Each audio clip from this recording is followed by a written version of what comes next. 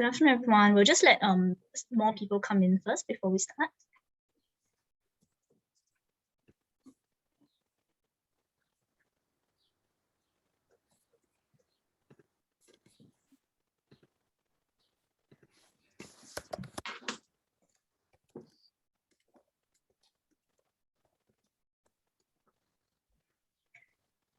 Okay, good afternoon, everyone, and welcome to the last episode of AECC Study This or That World Tour, where we'll be learning how to build an architecture portfolio.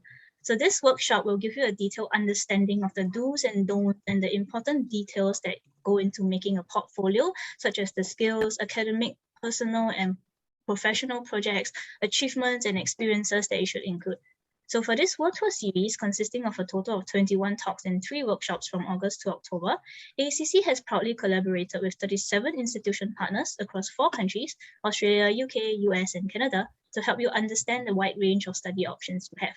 So if you have missed the previous sessions, you can watch the recorded versions upon request. So before we start the session, we would just like to let you know that AECC Global is a university placement agency that specializes in overseas education. So follow us or get in touch with us via the AECC social media channels or visit our website for more information. The links are on the chat box. So today, we are very pleased to have Dr. Helen Norrie, Lecturer for Architecture and Design, as well as Mr. Dave Bill, Regional Manager of Recruitment and International at University of Tasmania, who will be sharing with us all you need to know about developing your portfolio. So if you have any questions throughout the session, please go ahead and drop them in the Q&A box, and we will have them answered at the end of the session. So you can ask anonymously if you are shy. At the end of the session, there will be a short survey with a chance of winning Grab vouchers worth 80 ringgit or 30 Singapore dollars. So please stay till the end. Now let's begin. I think I'll hand it over to guys, please, Helen and Dave. Thanks, Carmen. Helen, if you don't mind sharing the slides. Fantastic, thank you. Thank you, everybody. Thank you for joining us on a Saturday afternoon, taking time out from your day to speak with us and learn a little bit more about the University of Tasmania and also what you need in order to prepare your portfolio to come and study at a university such as ours. Next slide, please. So what I'll do first is I'll just briefly introduce the university, and then I'll pass on to Helen, who will kindly talk about the programs that we offer, the architecture programs, what is unique about them, what stands out about studying architecture, and why you should come and study with us in Tasmania. And further, of course, talking about the portfolio. What do you need in order to have a successful portfolio and gain entry into the university? So as you can see in the slide in front of you, the University of Tasmania, a place unlike any other. And we mean that in the way that really the university is part of an island and the island is part of the university. A lot of what we teach encompasses both our surrounding environment, the community, and we really make use of that. The university itself has over 100 undergraduate degrees and over 150 postgraduate degrees. A lot of these which you can study online at the moment, but we hope to be welcoming you to Tasmania in the very near future. We're the 4th oldest university in Australia and have campuses across Hobart, which is the capital of Tasmania, Launceston, Burnie, and some other campuses in Sydney. Our research and our ranking is top 350 in the world, which puts us around the top 1% in the world. And Tasmania as a whole is an affordable place to live. It is a beautiful state, has the cleanest air in the world, beautiful green landscapes, 4 different seasons, and really an amazing place to study. Thanks. Next slide, please. So just to give you a little brief idea of location, Tasmania is located south of Australia.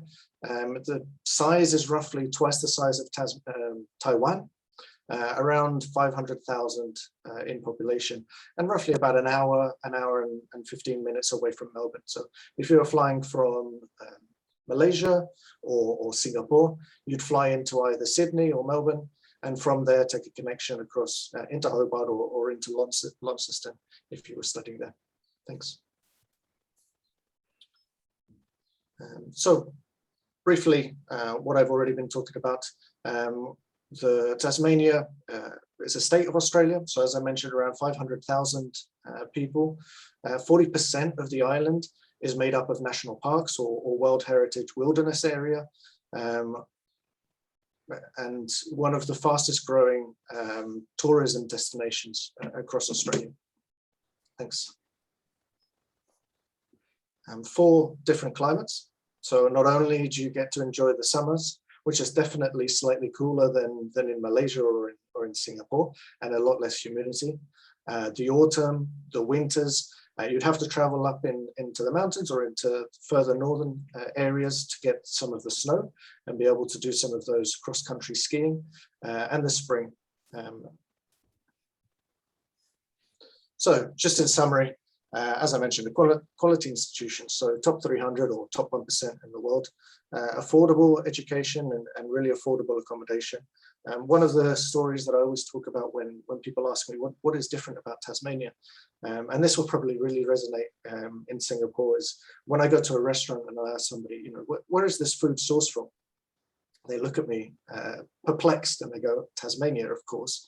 So everything from the potatoes, the meat, everything on your plate is literally sourced locally, and generally some of the best food in the world. So even if you don't come to study, definitely come for tourism and for food tourism, because it is really an incredible place to go and explore. We also have some generous scholarships. We currently will be promoting a 20% bursary for students that are unable to come and study with us. So if borders are not open, the programs will have a 20% bursary. And then there's also additional bursaries that we are about to launch for Southeast Asia, so Malaysia, Singapore inclusive, as well as our traditional scholarships, which can all be found through our website. If you quickly Google UTAS scholarships, you'll be able to see all the international scholarships that are available to international students. As you'll see when you meet Helen, there's definitely a friendly community of happy, enthusiastic people, including the teachers, but also people in the communities. And as I mentioned at the beginning, we do a lot of work with our communities, both in the programs that we teach and really trying to introduce our students to real world scenarios where they can get an understanding of what it is to work in the workplace, but also build those connections to be able to find jobs after study or get those experiences to really help them propel and find a better job when they return. And a genuine international experience. So a lot of both domestic students, but also international students from all around the world. So what I'll do now is I'll pass over to Helen. Helen will give us, as I mentioned earlier, an introduction about the programs and architecture in general, and then more specifically about the portfolio preparation. So over to you, Helen. Thank you. Thanks, Dave. It's so great to be connecting with you all in Singapore and Malaysia. We've got so many fantastic students from Singapore and Malaysia who have studied architecture. In fact, the majority of our students over the last 25 years, majority of international students have actually been from Singapore and Malaysia. And we've had up to about 60% of the students have been international, and probably 80% of them have been from Malaysia. So we've got really fantastic alumni in all of those places. And at the end of 2019, just before the world got crazy, a colleague and I went over and we caught up with a bunch of our amazing alumni over there. And it's incredible the networks, the really strong networks we've made, which has been beautiful. I'm going to talk to you a little bit about both architecture, which is about the shaping of the built world, cities, buildings and environments. So it's not just about buildings, but we do a lot of stuff, particularly in Masters, about urban design. And we also have a Bachelor of Design course that's just a couple of years old, that's about the shaping of objects, communications, exhibitions, but also about experience design.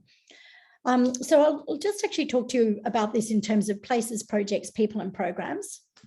I'm sure you're quite aware already of what an extraordinary place Tasmania is, and as Dave said, 40% of the island is actually state forests, and we range from having these incredible coastlines up the east coast. There's a Gulf Stream, which makes it relatively warm, but not really by Malaysia and Singapore standards, but get a wetsuit and you can get in the water any time of year. And then these beautiful, this is actually a view looking up at Mount Wellington, which is in the centre of Hobart. So even in summer, sometimes it can snow on the top of that mountain. So these incredible, amazing natural wilderness areas that are within, they're really in your backyard in Tassie. So the architecture school is really essentially based in Launceston, which is the top of the slide. And you can see that this is a big sports stadium over here, and this is the architecture school here and the art school here at the moment. But currently, I'll show you in a minute some images. The university is moving from its suburban campus, and it will soon have a new building over here on the left-hand side of the river. And the art and architecture school will join together into a new art and design hub in this part of the building, and a whole lot of new facilities in there. We also teach the Bachelor of Design and some elements of the architecture program out of Hunter Street, and we're right down on the amazing waterfront with a view of Mount Wellington. So sometimes from the building you can actually see the snow on the mountain, which is great. A lot of the really core things about architecture that's quite different to other degrees is that we have everything is a studio-based environment. So that means that rather than having lectures and tutorials, a lot of what you're doing is working on projects which are real-world projects that you're working in the same way that you would in an office. So this is our previous head of school here, sitting here teaching a whole bunch of students who are discussing some design ideas that they've made. Our school is particularly well known for our Learning by Making program, which we call LBM. And you can see it through the screen at the back, these incredible workshops. And this in the foreground is one of the structures that the students have made, which is a little bit of a light fitting. So we have got these beautiful big volumes of buildings. And currently we're doing building works to add a couple of mezzanines into this building to allow a little more intensity and to bring the art school across.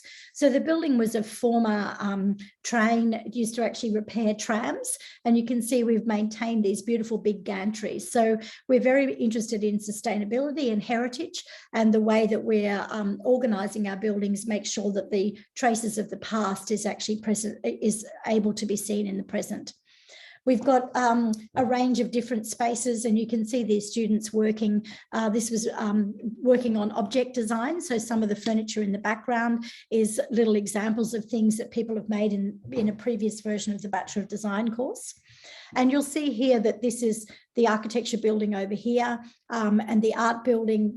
They're all the red buildings are new buildings that are currently under construction. So by the time the students arrive in 2023, we'll have this number 3, number 1 and number 2 will be all new buildings with a library on the campus, and number 11 will have the art and architecture school in a new hub. At the moment, art and architecture are working together in this number 10 building, which has actually been fantastic for us to all come together. Number 9 is on-campus accommodation that the students can rent. And over here is a whole suburb where there's actually the rental housing. So a lot of the students are able to just walk, or they get bikes and they can ride their bicycles to school.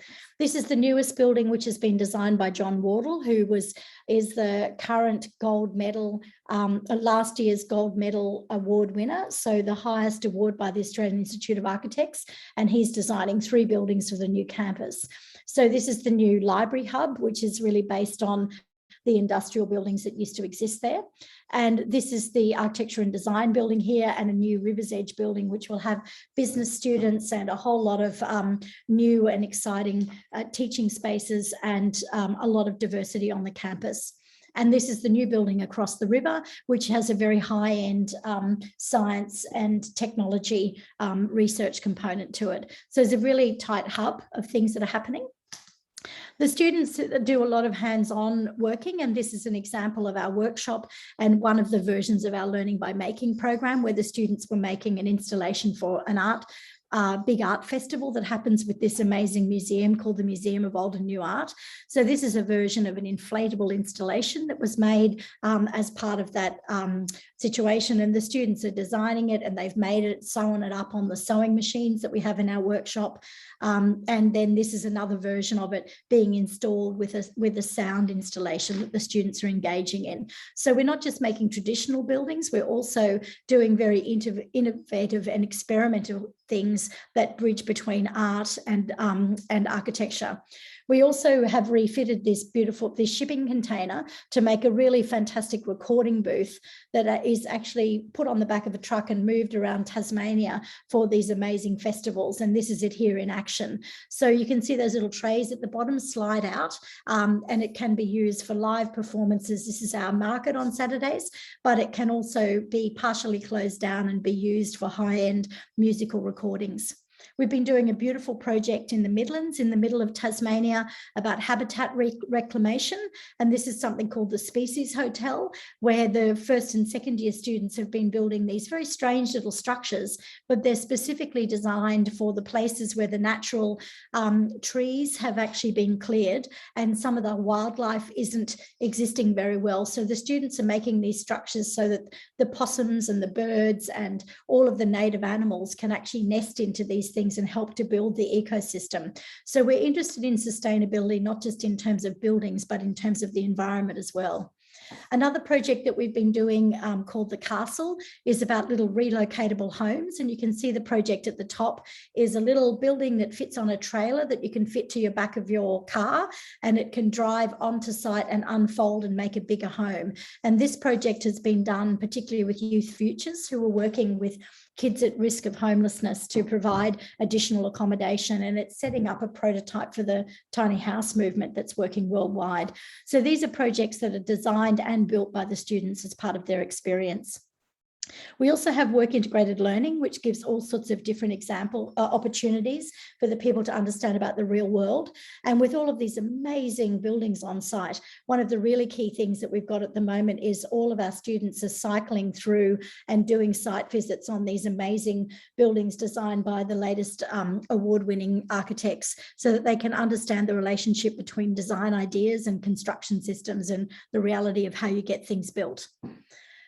This is a project that I've been running in Vietnam over the last 3 years, which really, unfortunately, for 2 years, we've had to put on hold. But for 3 years before that, we were working with the Tasmanian Institute of Agriculture and farming communities in the northwest of Vietnam, and we were building prototypes for cattle shelters made out of bamboo, so that the local farmers who have quite a subsistence existence can actually start to expand, having one cow to starting to become cattle farmers and really changing their economic context. So a lot of the things that we're doing is not just hero buildings for big cities, but really thinking about people and communities and how they connect. So this whole kind of building and making is a really key part of things. We've also got this amazing robot that you can see down the bottom here. And this is an example of a project that we were doing to try and look at how a flat sheet of metal could be used as a cladding to line a building. And you can see Afnan, who's one of our Malaysian students down the bottom. They did a scan of his face, and they've got the robot to embed it into a piece of metal to try and see how a piece of flat sheet that's a bit like a cardboard piece of paper and can flex around. When you start embossing it, it gets a strength that means it actually works very well to line buildings with. And you can see the one down the bottom is the development of that into the cladding for this little piece of building. We've got a lot of research that happens amongst our academics. My colleague Georgia Lindsay and I are particularly focused on museum design. I'm interested in museums and their relationships to the city.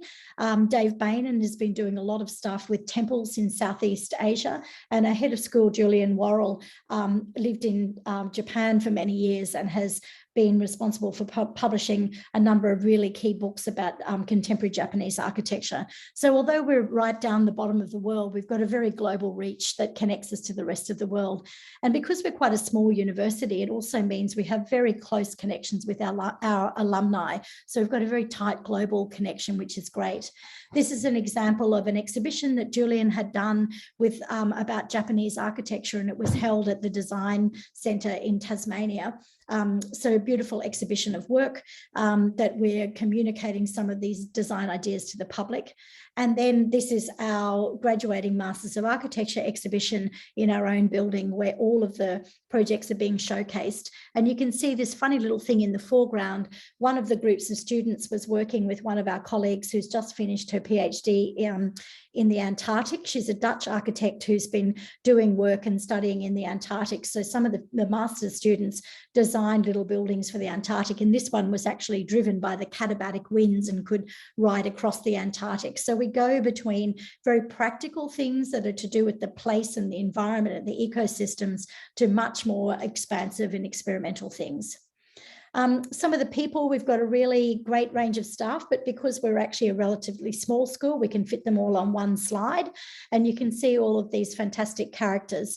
And one of the really beautiful things about our school is the close relationship between all of the staff and between the staff and students, which has meant that a lot of our alumni go on to be very good friends with all of us.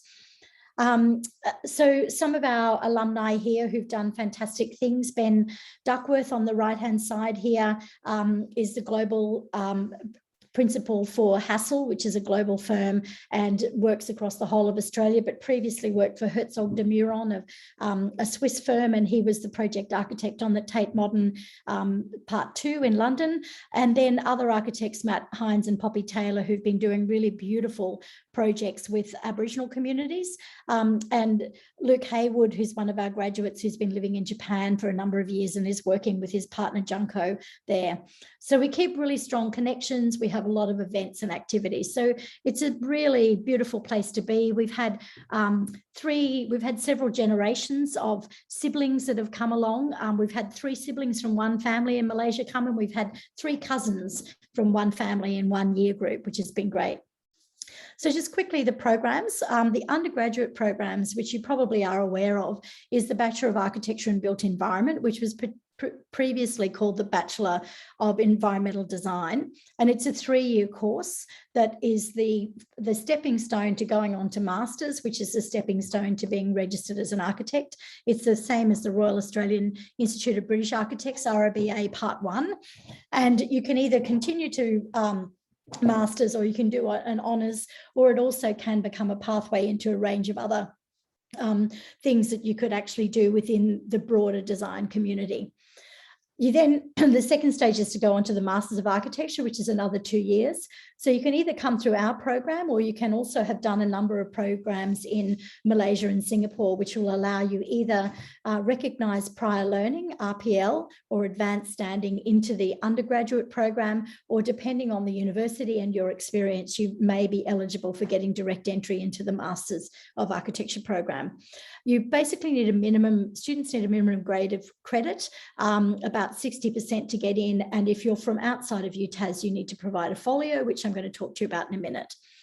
The Bachelor of Design is also a really super interesting new program that we've developed that's delivered out of both Launceston and Hobart, and it focuses on object design, so furniture and other objects, communication design, which was previously known as graphic design, digital design of all formats to do with web interfaces and other things to do with digital systems, spatial design like interior design and also set design, and business design. So some tips for you all about preparing portfolios. One of the most important things, that the main aim of a portfolio is that it actually demonstrates your skills and expertise to other people. And so the scope of a folio really differs depending on the audience. So if you're preparing a folio that's for a job interview, you want to give people evidence of why they want to employ you, for example. If you're preparing a folio to come into the Masters of Architecture, what you're wanting to do is to provide evidence of the things that you've learnt and the level that you're at your course. So think about the audience of the people who are looking at the work. It's incredibly important that the work is your own, and that any work that you've done in a collaboration with other people, either as undergraduate students in group work, that you identify what your role and contribution is, but also work that you've done in practice.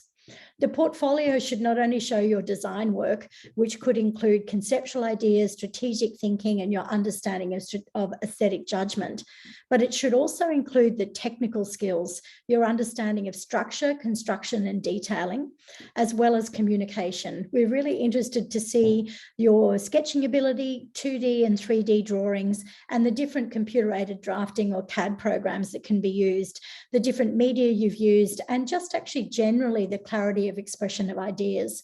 In the background here, you can see some of the models, 1:10, that have actually been made for some of our learning by making programs. So including photographs of models that you've made in your folio is actually really great. So generally, to get into the Bachelor of Architecture and Built Environment, which we call BABE, you don't require a portfolio. So people who are coming from any particular course who are wanting to get into first year, whether you've done a diploma or something and you just want to enroll in first year, you don't need a folio, you just actually need your grades, and the entry will be based on that. If you are applying for recognised prior learning or RPL, you need a portfolio, but you also need to provide the academic record of your course and just the documents like the statement of the outline of the description of the units.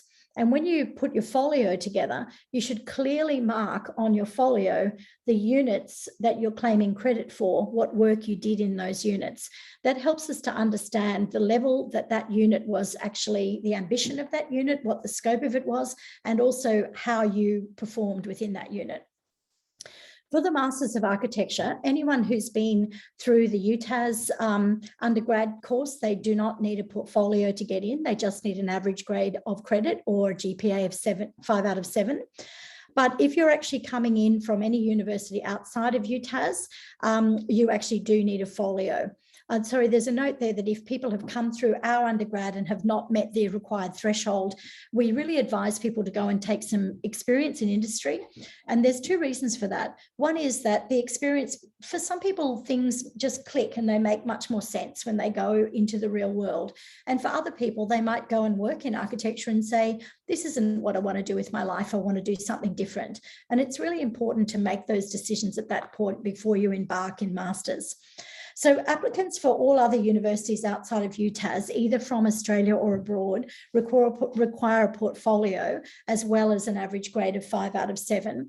And as I mentioned before, the portfolio gives us a sense of the skills and ability, but it also gives us a sense of understanding the course that you've been in. So we get applicants from hundreds and hundreds of different courses from around the world. And obviously there are some places like Temasek Polytech or Singapore Poly or a range of other universities that we're much more familiar with the curriculum. And so we generally have a bit of a sense when the work comes in what's been going on. But it's really important that you're able to communicate to us and put your best foot forward in your folio to say, this is what I've learned, this is the level I'm at. It's really important that your folio is your own work, because if you include work that's not your own work and you get a higher level admission, you will just really struggle in the course, and that's not a great outcome. We would really request for people to use an A3 landscape format with a single page. So we keep getting people using Issue and other formats where they're using 2 A3s side to side.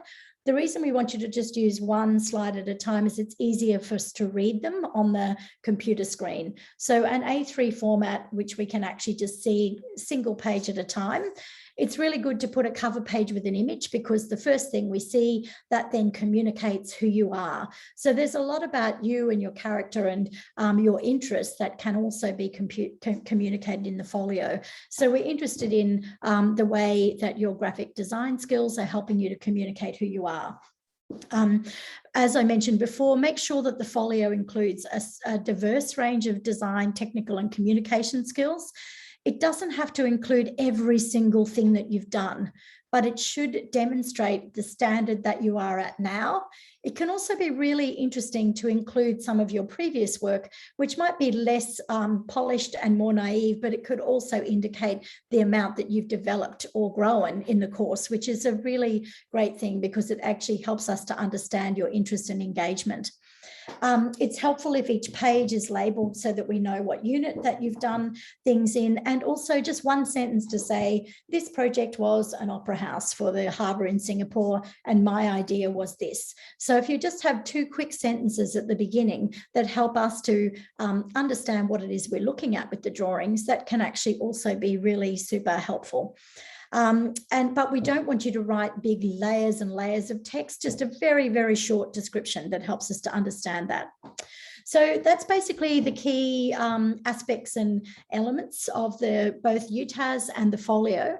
And so I think now I'll just stop sharing so that we can join in the questions. I see there's 3 questions in Q&A, and I'll hand over to the rest of the team to moderate. Thanks very much. Yes, thank you so much, Helen, for the presentation. Let's just read some questions that students have here.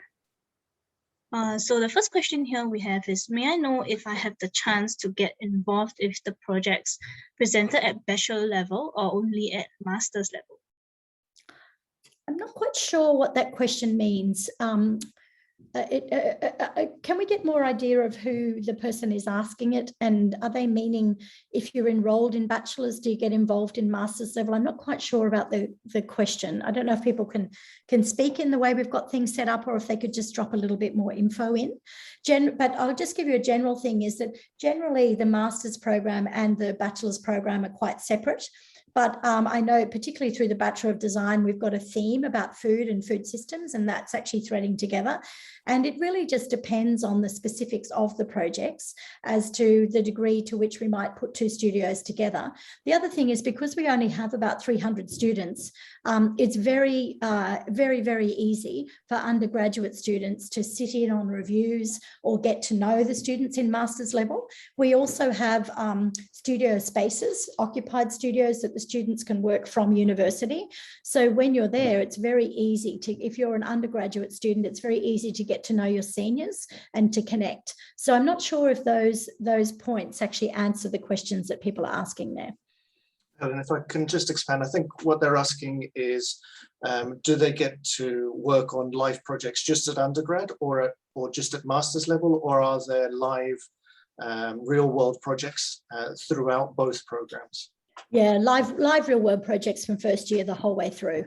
So all of the projects make some connection generally with community in some way. Often they might be speculative projects where we're saying, oh, wow, this is an issue that's going on. It's not exactly the brief that is being used, but we want to ask some questions or to intervene in that dialogue in some way. But generally, all of the projects are live in various versions. None of them will get necessarily built, but actually they will all involve in real, most of the projects involve in real issues that are around you, both within Tasmania, and also we have a global studio in Masters that, like a couple of years ago, it looked at Mexico, and it looked at that whole issue to do with the border between Mexico and America and how we deal with people trying to immigrate across there. So that's a project where obviously no one was really going to build it, but we're intervening and engaging in real world issues. Obviously, all the learning by making building projects are things that really get built for people to use. Does that cover things, Dave? Yes, great. I think so. Yeah, maybe we'll move on to the next question then. A student is asking, are there any samples of portfolios available that they can use as a guide? The reason for that, the short answer is no. And the reason for that is that the point of the folio is to actually show us who you are. So if we gave you an example, then you might just completely follow the example we gave you. I think that for most people who've actually will be using a folio, they will have already studied a design degree in their undergrad, and they should be quite experienced in understanding what we mean by all of these things. So we're very happy to give people advice about things. And when people submit folios, if we feel that the folio isn't accurately reflecting the things we're seeing on the transcript, we will actually ask for additional information to get sent. But I think if you follow those guidelines and also talk to your lecturers in the courses that you're in, you will be able to get a bit of guidance. We might also be able to set up, I don't know, Dave, but we might be able to set up a bit of a conversation between the school, and if people are really not sure, we might be able to give people some feedback on their folio. But the issue for us is that we don't want to give you a template, because it's really important for you to show us who you are, rather than feel that there's rules that are, there's no right or wrong about a folio. And that's the reason why we just want to leave it open, because we think you should all have a bit of an idea about that from your previous study experience and surprise us. Yeah. The next question here we have is for the portfolio, is there any particular software that they should use, like AutoCAD? Like, do they need to show that they are competent in these software or anything? A lot of people include a CV with their folio, and one of the things that has become really common that's great is that people list all the software that they're common with, and then they might like make 5 little dots next to it, and they'll color them in based on their level of competency. So they might say, I'm 4 stars in AutoCAD and 2 stars in Lumion and 5 stars in Photoshop. So I think you can actually sort of put an assessment of your skills as part of your CV at the front, and then use the software as you go through. I mean, I think AutoCAD is becoming less and less industry standard, and things like Revit, things where you're actually being able to use BIM, building information modeling, is becoming more and more common. Historically, UTAS has used ArchiCAD, but really I think that there's so many pieces of software out there. The most important thing is that you can use diverse software in diverse ways. And once you're competent with one level, everyone in practice says it only takes a couple of weeks before you cross the other. But we know that a lot of the students from China, Singapore and Malaysia are becoming really good at using Lumion, which seems like a really beautiful piece of software that allows you to get very good renders that are quite good. But we're less interested in sort of the very sort of slick renders, and we're much more interested in the ideas and the content. So one of the things I'd very highly recommend is things like diagrams that show how your ideas have evolved, and you know, montages and a diverse.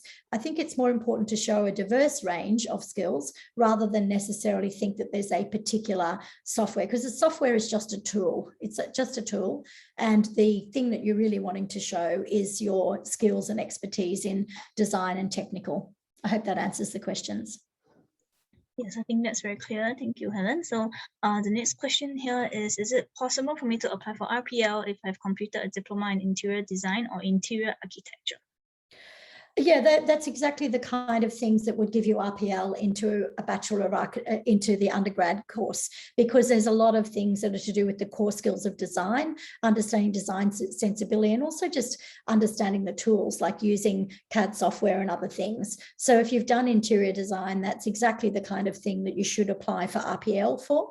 And depending on what the scope of the course has been and what the level is and how you've achieved, that would vary whether you got 1 year RPL or 2-year RPL. So absolutely, I would really highly recommend people who've done an interior thing applying for that and giving us a clear idea of what the course has been. Yep. Thank you. So the next question is, how many years of work experience in architecture are required to apply for the master's? Or rather, how many years of experience would be good before they apply for master's? Technically, you don't need any work experience, but in the old days, when I was a student, you actually were required to take 1 year out between undergrad and postgrad. And I think that one of the things that's absolutely fantastic about taking a year out, well, firstly, you're a year older when you come to masters. You're a year older when you move out of your home, and that can actually be completely transformative. But I think there's something fantastic about working in practice, because things just make sense in a different way. So there's no requirement to do it, but I think that there's definitely some advantages in terms of you understanding what you're doing, feeling more confident about your own work through working there. So you don't need any work experience at all, but we have found it's an incredible benefit if people have done work experience along the way or a couple of years, partly because when you work for someone, you just learn how to do things because you get right, oh, I'm going to get the sack if I don't get things finished. So you actually learn different time management skills, and you actually learn to see the bigger picture. So there's definitely a really big advantage in work experience, but it's actually technically not necessary to apply for the master's program. Understood. Thank you. So if I am an arts or business focused student, so previously in high school, this student did more of arts and business, would I be accepted for architecture? And if they do get accepted, will they struggle with it? Yeah, not necessarily. I think one of the great things about the way that architecture is structured is the first year is very much like a bridging program. So some people might have done really well at art, and they come in and they might be fantastically good at drawing sketches. And if you've come from arts or business, you might find in first year that you feel a little bit intimidated by other people because you don't have those skills. But the whole way that the first year is structured is it actually gives you the opportunity to learn all of those skills. So it doesn't matter what you've studied. And in lots of ways, particularly if you've been doing arts, you might have a very strong kind of cultural understanding, which is incredibly helpful helpful, because architecture is about life and living. So the more that you understand about people and environments and ideas, that can be really strong. And also the other thing that's fantastic about business is often that means that you're probably quite logical. And one of the very key things about architecture is strategic thinking, and the way that it's not just all about grand ideas, but it's being able to assess problems and understand problems. So either an arts or a business background could be the perfect grounding for architecture. And so I think that personally, I think that as at school, you should study the things you're interested in as you're good at, because that's probably an indication of what you want to do with your life. But if you have always had this little niggling thing, I think the beautiful thing about architecture and design is it's so cross-disciplinary that there's no one architect. When you go into practice, you can go from being the practice manager who might be administering buildings on site to the project architect or the detailer or the spec writer. So it's a very broad church, architecture, and it requires a lot of skills. So if you're interested in it, I would certainly encourage you to apply, because it's such a very interesting and diverse career. And I think we've answered all the questions already. Great. Yeah. So I think some of the questions have been answered by Dave by text as well. So I think we're done with the questions. So I hope everyone is now prepared and ready to build your own impressive portfolios. So good luck to everyone, and all the best in getting your dream program with the portfolio. So with this, we have come to the end of ACC's Study This or That World Tour series. We hope these talks and workshops have provided everyone with a clearer study direction. So again, if you have missed the previous sessions, you can watch the recorded version upon request. So just let us know. So Carmen, I think we have a couple of more questions that have just dumped in there that keep dropping. Yes, we do. Yeah. If you don't have enough design, do you mind if I just jump in and answer these? Yes. If you don't have enough designs or works or projects to sell in a folio, can you create drafts of future projects? I mean, I think the thing is that if you have studied in an undergraduate program, you should have enough work. I think what's important, and yeah, you could do other speculative projects that you wanted to do, but if you're applying for masters, you will need to have had the equivalent to a bachelor's degree, and you should have work there. You might find that also what you may think, oh, I didn't do very well in that unit, but I want to redo that subject, I want to redo that project, or I've got another project. So there's definitely no problem at all with doing other speculative projects of future projects, which would be fine.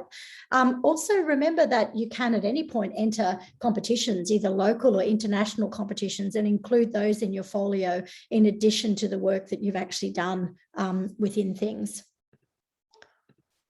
Yeah. I think I guess we can leave another two more minutes for anyone who have any more questions. Meanwhile, anything you would like to add as closing, like Dave and Helen? I mean, if I may just add, sorry, Helen. Yeah. So my experience, just to give you a little bit of my personal side, I studied product design at university in the UK. I won't mention the university, but a lot of the teaching space was just classrooms, and a lot of the workshop space was shared with arts design, a lot of the other creative medias of the university. And I just want to speak to what for Helen is something very normal because she has access to it. But for me, walking into this space, it's an incredible environment, beautifully lit, huge working areas. There's desks for the master students, which are specifically set there, and they can come back and they can work throughout the evening. And correct me if I'm wrong, but it's open 24/7. Yes, from 7 a.m. till midnight. Okay, so plenty of time to work at your own desk on your projects, and the actual space and environment and the tools that students have access to. There's 3D printers, CNC, CAD software, and machinery, gigantic routers. Trying to think of what else I saw. Digital. Can't really remember what it was. The brick building thing, Helen. Maybe you can talk about this, the digital side. It's augmented reality. So there's these glasses that you put on that you can actually get inside the drawing, and it helps you to lay out things. So they're called hologram. They're HoloLens glasses that allow you to design things and set things out through the drawing that you're seeing projected on the glasses. It's quite interesting. Yeah. And the studio spaces are available for everyone from first year all the way to final year of masters. So you can actually come and work in the building regardless of what level that you're in. We also have computer labs. We have a Mac lab and a PC lab with all of the software that you could need. One of the things I should mention, that if you are going to come to UTAS, I think what we've found in the last couple of years is that we've done a really great job at doing hybrid things, kind of working online. I would really heavily recommend people get a very good laptop and a flat screen. So rather than buying a desktop computer, get a laptop and a flat screen so you have dual screens. It allows you to bring your laptop into class as well. And it's much better to have that portable setup. And also it seems that we're trying to open the borders, but we've had 2 years where we've had several students in China and Malaysia and Singapore, and we've gotten really great with doing all sorts of flexible things on Zoom and connecting with people. And certainly if the borders aren't open, it will be completely possible rather, to continue to work. And I think that what we'll be doing more and more is using our alumni in Malaysia and Singapore, that if you can't get to Australia and you can connect with the alumni there, being able to use their offices as workshops and studios, because we've got a really strong network there as well. So, and to just answer the question someone's asked about the portfolio with the application, it's not really worth not putting a folio in, because the conditional offer isn't worth anything if we give you an offer that's conditional on the folio.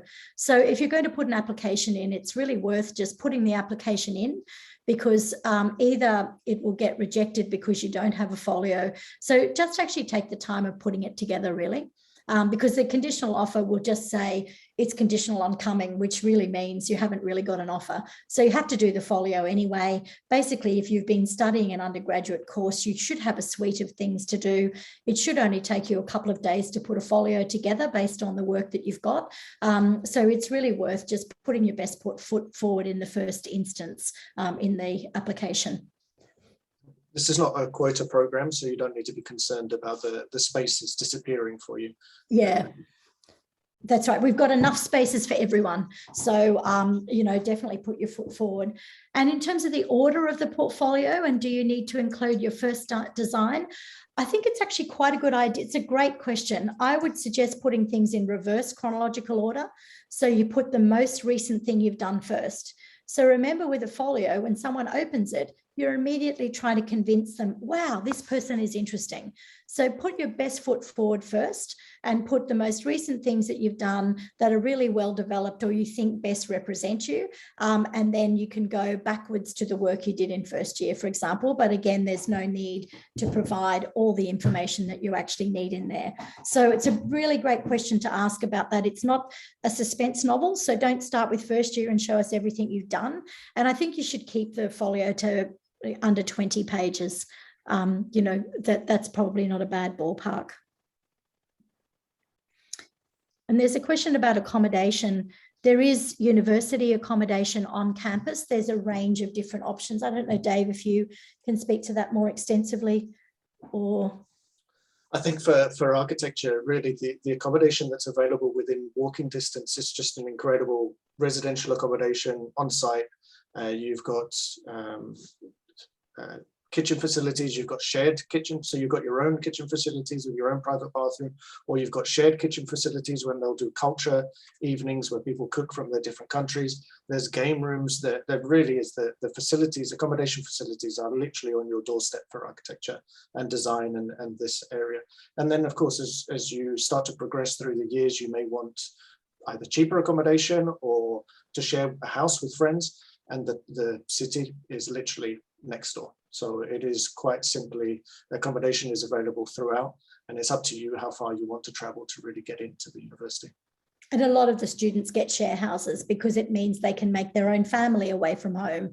And if you're not a great cook, you can live with someone who's a great cook. But we've got a really strong alumni. And I think that it's really quite beautiful being able to connect to those traditions and things like, Malaysian Independence Day and Ramadan, and all of these cultural festivals are actually celebrated within the community. So you may choose to stay in residential accommodation when you come. We've also got a Facebook page for the school, and one of the things that can actually be really good at finding out who've got places to rent. A lot of the students put little ads up in there, but the University Accommodation Office can actually help you with all of those things to do with knowing where you need to go and how to settle. But particularly if you've already studied there, connect with any seniors, and that would be great. Likewise, get in touch with the Malaysian community or the Singapore Society, and they can help to help you find accommodation, or like Helen was saying, you'll find the best rendang. Yeah, exactly. The best rendang might be at someone's house. And the question about the exceeding the pages, no, we will look at all the pages you put in. So if you have 25 pages, we're not going to not look at the last few pages. But the most important thing is that it's about, being succinct. So you want to put your best foot forward in a really clear way. And we really want to discourage people from feeling like they've got to make a 60-page folio in order to represent their work. That 20 pages should give you enough room to represent your work. And, you might need less than that. And if it's 1 or 2 pages more, we're certainly not going to draw a line underneath, but we're just trying to set some limits on the expectation that we have from you, and that it's really, not something where we want more and more and more evidence. We actually just want some really clear evidence about things that should be able to be communicated in that many pages. Some super great questions, really great. I've been busy typing away trying to get these done as well. So really fantastic. Thank you everybody for your questions. Sorry, Carmen. Yeah, sorry. Yeah, so thank you for answering all the questions as well. Anything else you would like to add before we close? I think just that we've really enjoyed since, I think, the mid-90s. I think we had our first international student came in the mid-90s to architecture at the University of Tasmania. And when I arrived in 98, we had more than half of our third year class were from Malaysia. And because we're such a small school, so we might have in any one year, we might have like 60 students up to the maximum of 100 students, and sometimes less. It means that unlike at University of Melbourne or some of the bigger universities, there might be a couple of hundred people in your class. So one of the things that's fantastic about University of Tasmania, because it is so small, you really get to know people, you get to know the staff, and you really get to know your students. So when you're a long way away from home, and particularly the last couple of years, when COVID has been happening, it's been a very difficult time for people who've been here a long way away from their family, and to have a network of people that they could connect with, but also close relationships with their lecturers that meant that they're looking out for them. I think that's actually been a really big game changer. So while Sydney or Melbourne, might seem like that's the place to be, the beautiful thing about Tasmania, it's absolutely incredible place to live. And if you've lived all your life in Singapore or KL, where it's a crazy big city, I think one of the things we hear all the time is the students just absolutely love being in a place that's so close to nature and so peaceful. I have got wallabies, like small kangaroos, in my backyard. And so when I sit here at breakfast time, they come down and eat the apples off the apple tree. So it just sounds like a really weird story, but it's actually true. So I think that there's a very unique experience to be on offer from coming to the University of Tasmania. And we love the fact that we're constantly in contact with our friends from Malaysia and Singapore. And I think they've had some of the most fundamental moments of their life. It's really shaped who they are as people. And again, I think we really will continue to build our alumni in Malaysia and Singapore, and there might be ways that Carmen and the rest of the team can bridge connections with prospective students and the alumni so that they can hear first from them. Yeah. Thank you. There's still more questions jumping in. One more question here. Yeah. So this question's about, someone told me I should put as much as possible, but what I heard is a need to work out sufficient work that I can describe what I learned. That's exactly right. Can I confirm that I should plan what to include and not just put everything? That is a really excellent question. Yes, plan what you're going to put in. It's not about showing us everything you've done. It's about really clearly showing us where you've got to, like what have you achieved from your degree? And so think first about the final project you've done and how much that demonstrates those categories of design, technology, and communication. And then you might say, oh, I did a project in first year where I did some beautiful freehand drawings, or I did a really beautiful model. And I definitely want to include that because that model was great. So think about the way the folio represents you and the diversity of skills. Don't feel you've got to put everything you've ever done in it. So it's very good to get clarification on that. Yeah. That was 20 questions. That's amazing. Yeah, that's a lot. And those are really good questions as well.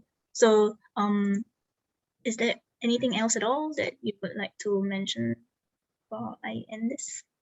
No, we just look forward to seeing everyone here really soon. And please reach out to Carmen and to Dave if anyone's got any additional questions, because we always used to travel to Malaysia and Singapore and we could meet people face to face. But if people are really not sure, we'd be very happy to have a quick chat on Zoom if we want to have a chat about anything. So feel free to reach out. Yeah, and just once again, thank you for your time, for joining us on a Saturday, which for Malaysia, you got your long weekend, your opportunity to get some freedom and go out of your state. So really thank you for choosing to spend some of that time with us. And I hope that it's been beneficial and that you come and join us and see Helen in the live flesh once we can return back to normal again. So really thank you for your time. Yeah, thank you. Thank you to both of you as well. Before we end, I just want to share a quick thing with everyone, all the students here. So I just wanted to share this because I'm sure everyone knows that English is a very important entry requirement when you go to Australia to study. So PTE is one of the tests that you can actually take to meet the English entry requirement. And this test is actually a fair, fast, and relevant test. So it's one of the best English tests that you can choose. And I think the best thing is that it's actually widely recognized and is recognized by all universities in Australia and many more worldwide. So if you want to get a free test sample, you can scan the QR code here, get a free test sample. If you complete all the online practice materials, you can get a 10% discount off your test. So that's something that you can consider. And just don't forget to do the survey after this session to stand a chance to win the grad credits.